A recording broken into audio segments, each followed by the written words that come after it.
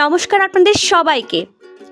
আজকে চলে এলাম বাংলাদেশের রাঙামাটি জেলার অন্যতম বিনোদন কেন্দ্র পলওয়েল পার্কে। প্রবেশ করার আগে কেটে নিলাম টিকিট। পলওয়েল পার্কে জনপ্রতি প্রবেশ ফি 40 টাকা। রাঙামাটি জেলা পুলিশের তত্ত্বাবধানে কাপ্তাই লেকের কোল ঘেঁষে তৈরি পলওয়েল পার্ক। সৃজনশীলতার ছোঁয়ায় রাঙামাটির বর্তমানে অন্যতম একটি সেরা বিনোদন কেন্দ্র হিসেবে স্থান পেয়েছে এই পলওয়েল পার্ক। এই পার্কে রয়েছে বৈচিত্র্যময় ল্যান্ডস্কেপ, অভিনব নির্মাণশৈলী এবং নান্দনিক বসার স্থান, যা পার্কটিকে দিয়েছে এক ভিন্ন মাত্রা। নৈসর্গিক প্রাকৃতিক পরিবেশে সময় কাটাতে এবং চিত্তবিনোদনের জন্য প্রতিদিন অসংখ্য দর্শনার্থীর পদচারণায় পলওয়েল পার্ক মুখর হয়ে ওঠে। এছাড়াও পলওয়েল পার্কে রয়েছে মেরি গো রাউন্ড, হানি swing, mini train, pedal boat ইত্যাদি বিভিন্ন আকর্ষণীয় রাইড ছাড়াও আরও রয়েছে ভুতুড়ে পাহাড়ি গুহা, পাহাড়ের কৃত্রিম ঝর্ণা ও কলসি ঝর্ণা, ক্রোকোডাইল ব্রিজ, গ্রাম বাংলার ঐতিহ্যবাহী ঢেকি শিল্প, lake view point, hill view point, love lock point, mini চিড়িয়াখানা, aquarium, fishing fair, cafeteria, swimming pool, car parking এবং পলওয়েল কটেজ। এখানে পিকনিক সহ বিভিন্ন ধরনের সামাজিক অনুষ্ঠানের আয়োজনের সুযোগও রয়েছে। এই যে আমরা এখন চলে এসেছি মিনি চিড়িয়াখানায়, যেখানে আমরা দেখতে পাচ্ছি অনেকগুলো হরিণ। এছাড়াও রয়েছে হরেক রকমের পাখি, যা দেখে দর্শনার্থীরা খুব খুশি হয়। বিশেষ করে বাচ্চাদের কথা কি বলবো, তারা অনেকক্ষণ যাবত এখানে দাঁড়িয়ে থাকেন। দেখা যায় তারা হরিণকে বিভিন্ন খাবার খাওয়ায়। ভাবছেন কিভাবে আসবেন এই পলওয়েল পার্কে? খুবই সহজ।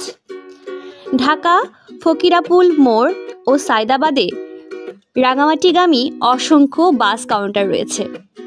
ঢাকা টু রাঙামাটি শ্যামলী এসি বাসের প্রতি সিটের ভাড়া পড়বে 1700 টাকা, বিআরটিসি এসি বাসের ভাড়া পড়বে 1100 টাকা, আর অন্যান্য নন এসি বাসের ভাড়া 850 থেকে 900 টাকা।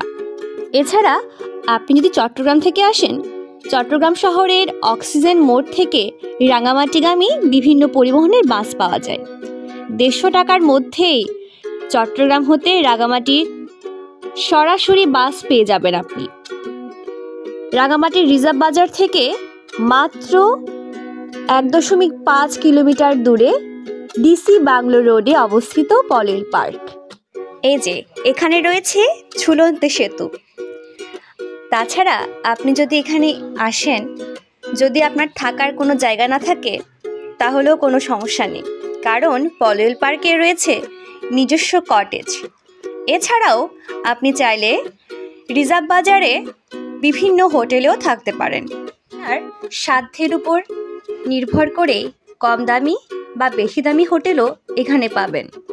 এখানে রয়েছে ফিশিং পিয়ার।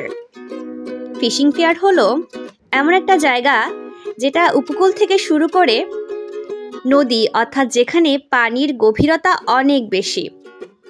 আসলে জাহাজ বা বড় নৌকাগুলো পানির গভীরতা কম থাকলে সেখানে ভিড়তে পারে না, তাই পানি গভীর থাকে সবসময় এমন জায়গায় ফিশিং পিয়ার তৈরি করা হয়, যেন জাহাজ বা নৌকাগুলো সহজেই সেখানে ভিড়তে পারে এবং নোঙর ফেলতে পারে। এখানে দাঁড়ালে কাপ্তাই লেকের দৃশ্য বেশ ভালোভাবেই উপভোগ করা যায়। তবে আপনি যদি গোধূলি বেলায় আসেন, তাহলে এই জায়গাটির চিত্র যেন পাল্টে যায়, এত মনোরম লাগে তখন। পলওয়েল পার্কের একেবারে শেষ প্রান্তে তৈরি করা হয়েছে লাভ পয়েন্ট, যেখানে অসংখ্য দর্শনার্থীরা এসে তালা মেরে দিয়ে যান। এই সেই লাভ পয়েন্ট। তারা মনে করেন এখানে তালা লাগালে তাদের ভালোবাসাও তারার মতো লক হয়ে থাকবে। ছাড়া লেকে ঘোরার জন্য বোটের ব্যবস্থা আছে এখানে, আছে জেট স্কিইংয়ের ব্যবস্থা, আছে কায়াকিংয়েরও ব্যবস্থা। লেকের পাশ ঘেঁষে আছে বিচ চেয়ার। লেক আর পাহাড়ে সন্ধ্যা নামার দৃশ্য উপভোগ করতে শেষ বিকালে এখানে আপনি বসতে পারেন আয়েশ করে। রাঙামাটির অন্য সব স্পটগুলির পাশাপাশি যে কেউ স্পটে চাইলেই ফেরার দিন ঘুরে যেতে পারেন। সারাদিন সময় কাটানোর মতো জায়গা এটি। এত অসাধারণ কিছু দৃশ্য এখান থেকে দেখা যায় যা আপনি অন্য কোথাও থেকে পাবেন না। আর পলয়েল পার্ক যেহেতু রাঙামাটির একেবারে প্রাণ কেন্দ্রে অবস্থিত, তাই যাতায়াত ব্যবস্থাও খুব সহজে অটোরিকশা নিয়ে আপনি চলে যেতে পারেন পলয়েল পার্কে। যদি আপনাদের মধ্যে কেউ আগে পলয়েল পার্কে এসে থাকেন তাহলে অবশ্যই আমাকে কমেন্ট করে জানাবেন। পুরো পলয়েল পার্কটি আপনাদেরকে ঘুরে দেখালাম। আপনাদেরকে অনেক ধন্যবাদ এতক্ষণ এই ভিডিওটি দেখার জন্য। আপনারা সকলে ভালো থাকুন, ভ্রমণ করতে থাকুন এবং আমার চ্যানেলের সাথেই থাকুন। আবারও দেখা হবে আপনাদের সাথে অন্য কোনো ভিডিওতে।